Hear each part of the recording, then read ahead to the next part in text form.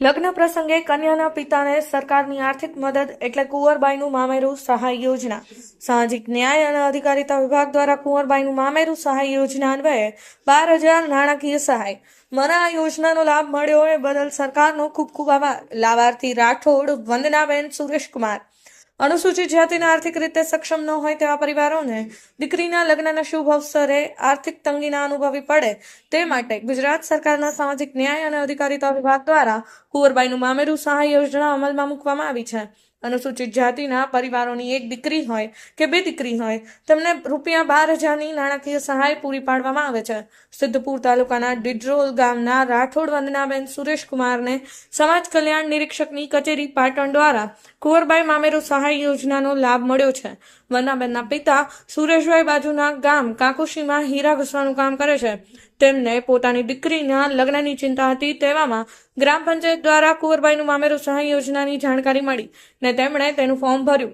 જે અન્વયે વંદનાબેનના બેંક ખાતામાં ડીબીટી મારફતે 12,000ની આર્થિક સહાય સરકાર દ્વારા ચૂકવાઈ છે. વંદનાબેન સુરેશભાઈ રાઠોડ આ યોજનાની વાત કરતા ખુશી સાથે જણાવે છે કે મારા લગ્ન પાટણ તાલુકાના સુણક ગામના રવિકુમાર અમૃતલાલ સુણકિયા સાથે થયા છે. સરકારની આ સહાયથી અમને લગ્નના ખર્ચમાં આર્થિક મદદ મળી છે. આ યોજનાનો લાભ બધી દીકરીઓને મળવો જોઈએ. દીકરીઓએ આ યોજનાનો લાભ લેવો જોઈએ. મને આ યોજનાનો લાભ મળ્યો તે બદલ સરકારનો ખૂબ ખૂબ આભાર. દીકરીના લગ્ન પ્રસંગે આર્થિક સંકળામણ અનુભવતા કેટલાક પરિવારો માટે કુંવરબાઈનું મામેરું સહાય યોજના એક ટેકન લાકડી બની છે.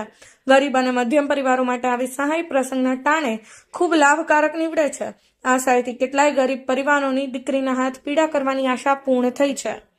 Bureau report, Patan news 24, Patan. મારું નામ રાઠોડ વંદના સુરેશભાઈ છે અને આ કુંવરબાઈ મામેરાની યોજના ગ્રામ પંચાયતમાંથી મળી અમને. એનું ફોર્મ ભર્યું અમે અને એનાથી અમને ગુજરાત સરકારમાંથી 12,000 મળ્યા અને સહાય સારી અમારી લગ્નમાં સહાય આર્થિક સહાય બની. અમારા લગ્ન 14/5/2024ના થયા. દીકરીઓને આ યોજનાનો લાભ લેવો જોઈએ.